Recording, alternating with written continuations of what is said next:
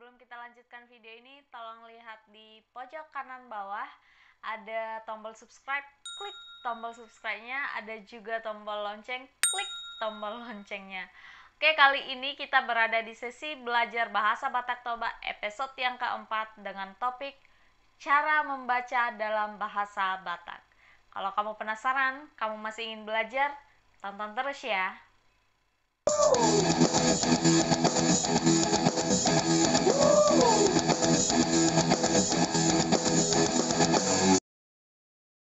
Kalian percaya nggak kalau orang Batak sendiri susah membaca dalam bahasa Batak?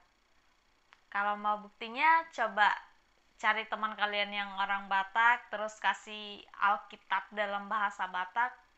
Coba tes kecepatan membaca mereka dalam bahasa Batak dengan kecepatan membaca mereka dalam bahasa Indonesia. Buktikan ya. Di sesi belajar bahasa Batak di episode 1 dan 2, atau sampai ketiga bahkan, kalian mungkin udah ngeh ya bahwa aku beberapa kali membaca bahasa Batak, penulisannya berbeda dengan cara aku membacanya. Terus kayak bahasa Inggris dong ya, bahasa Batak itu membaca beda, menulis beda. Enggak juga, aturannya sedikit banget kok. Langsung aja kita bahas ya. Yang pertama, NG bertemu dengan K, maka NG akan berubah menjadi K. Jadi NG plus K menjadi KK. Ini saya buat teratas karena memang ini aturan ini yang paling banyak penerapannya dalam bahasa Batak. Contohnya, tiap-tiap, akka, ditulisnya angka. Berbunyi makuling, mendirikan, pajongjokon, dan masih banyak contoh lain. Ini yang paling sering kalian temukan nanti dalam bahasa Batak, di mana NG berubah menjadi K. N bertemu dengan K, maka N berubah menjadi K. Jadi N plus K sama dengan KK. Contohnya, kesayanganku, hasiakku, kusediakan, patupauku, kuberikan, lehonokku, dan masih banyak contoh lagi. M bertemu dengan P, M berubah menjadi P. Jadi M plus P jadi PP. Contoh, lauk saya, lopakku, menghadap, menghadap, dopak, menggendong, mangopa, dan masih banyak lagi. Next, M bertemu dengan B, M berubah menjadi B. Jadi M plus B sama dengan BB. Misalnya, membiarkan, pasobuhon, lembut, labok. Itu aturan M plus B ini di beberapa daerah tetap dibaca seperti penulisannya. Misalnya lambok tetap dibaca lambok. Tapi di beberapa daerah lain, seperti daerah saya khususnya, dibacanya langsung labok, bukan lambok. Next, N bertemu dengan D, N berubah jadi D. Jadi N plus D sama dengan DD. Contohnya, mencari, madiori, duduk, hudul, menumbuk, maduda. Nah, sama seperti aturan M dan B, N dan D ini kadang benar-benar dibaca sesuai dengan penulisannya di beberapa daerah. Jadi misalnya hudul, hundul, tetap seperti menuliskannya. Terus gimana dengan mandi? Apa madi? Enggak ya, kalau mandi dia tetap bacanya mandi.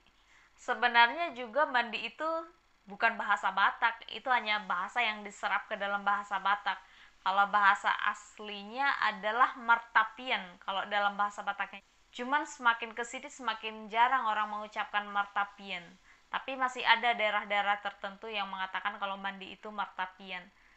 Jadi sesungguhnya mandi emang bukan bahasa Batak. Jadi N tambah D itu ketika kita katakan mandi nggak berubah jadi mandi karena dia bukan bahasa Batak asli.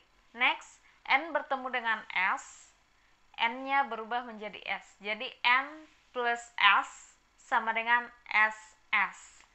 Contohnya pangisak, Di beberapa daerah bacanya justru pangicak malah. Pangisak ini dalam bahasa Indonesia aku belum temukan kata yang pas, tapi artinya adalah orang yang selalu ngatain orang lain, yang selalu berpikir dia lebih keren, lebih bagus, lebih hebat dari orang lain.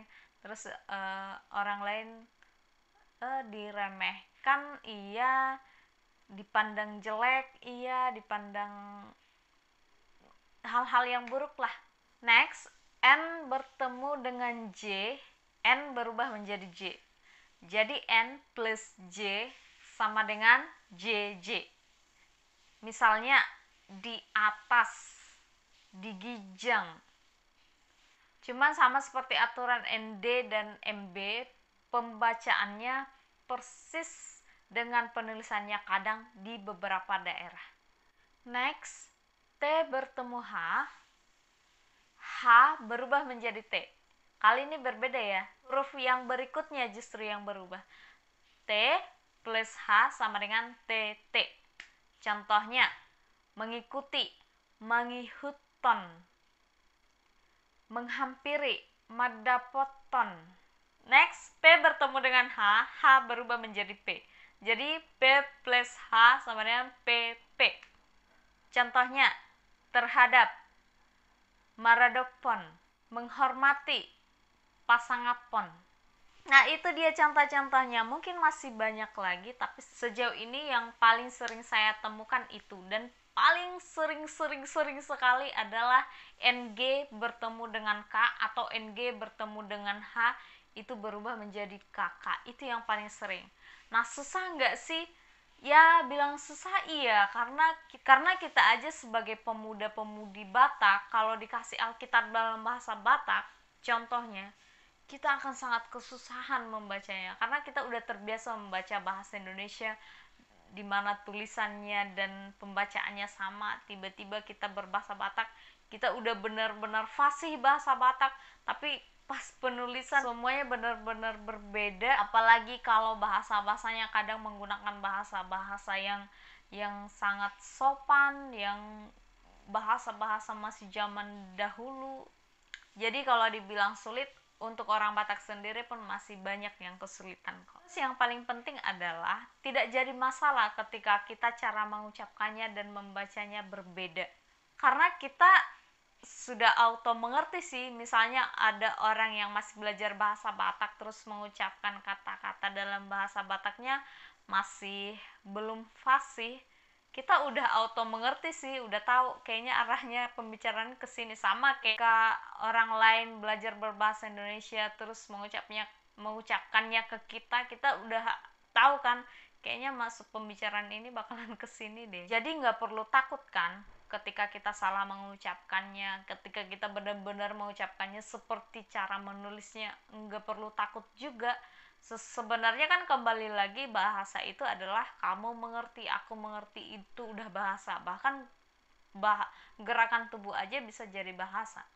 Jadi nggak usah takut sama sekali ketika salah mengucapkan dari apa yang tertulis. Dalam kesehariannya kita justru tidak menggunakan penulisan yang formal ini ketika SMS-an, ketika WhatsApp atau chatting dengan teman-teman kita atau dengan siapapun, dengan orang tua kita, bahkan dengan orang yang lebih tua dari kita. Bahkan kita saat chatting, kita dalam bahasa Batak tetap menggunakan seperti yang kita lafalkan, karena kita kalau chatting kan berusaha mempersingkat teks. Kalau kita ikutin aturan penulisannya, kita malah memperpanjang teksnya saat chatting dengan orang lain. Terus kalau ternyata komunikasi dengan orang lain, misalnya chatting, kita tetap menggunakan seperti pelafalannya, kita tetap menuliskan seperti pelafalannya, kapan dong penulisan yang benar ini benar-benar diterapkan? Biasanya saat proses surat menyurat ya.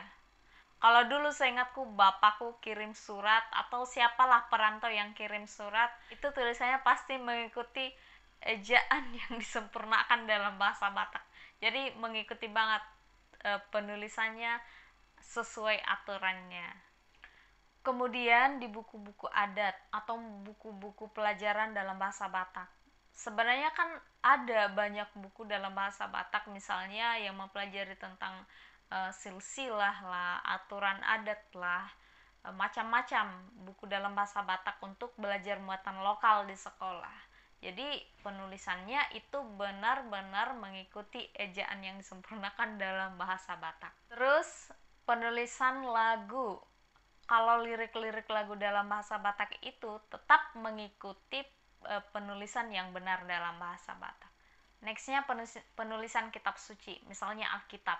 Nah, buat yang benar-benar ingin belajar, ingin lancar, memang yang paling bagus adalah sering-sering baca Alkitab dalam bahasa Batak, baca kitab suci dalam bahasa Batak, karena di situ bahasa-bahasa yang zaman-zaman dahulu, bahasa-bahasa yang jarang digunakan sehari-hari, dan disitulah kita banyak menemukan penulisan yang benar-benar mengikuti aturan penulisan bahasa Batak. Nah, kalau kita udah semakin sering membacanya, pasti bisa lancar, karena orang tua zaman dahulu kalau baca itu, misalnya tugas di gereja sebagai pembacaan, mereka lancar-lancar aja kok. Tapi kalau giliran orang muda yang baca, habislah sudah. Karena gimana pun orang muda nggak terlatih, mereka itu belajar di sekolah bahasa Indonesia, buku-buku bahasa Indonesia, mau buka internet bahasa Indonesia, segala-gala bahasa Indonesia. Jadi jarang sekali menemukan kata-kata yang penulisannya dalam bahasa Batak. Jadi nanti udah nggak bingung kan kalau misalnya next episode kita bacanya beda dari penulisannya, udah nggak akan. Oke, sekian ya pelajaran kita hari ini, sangat mudah dan sangat singkat. Kalau ada teman kalian yang ingin belajar bahasa Batak Toba, jangan lupa share link video ini, like kalau kamu suka. Kalau ada pertanyaan dan masukan silahkan tuliskan di kolom komentar. Kita ketemu lagi di next episode. Hora!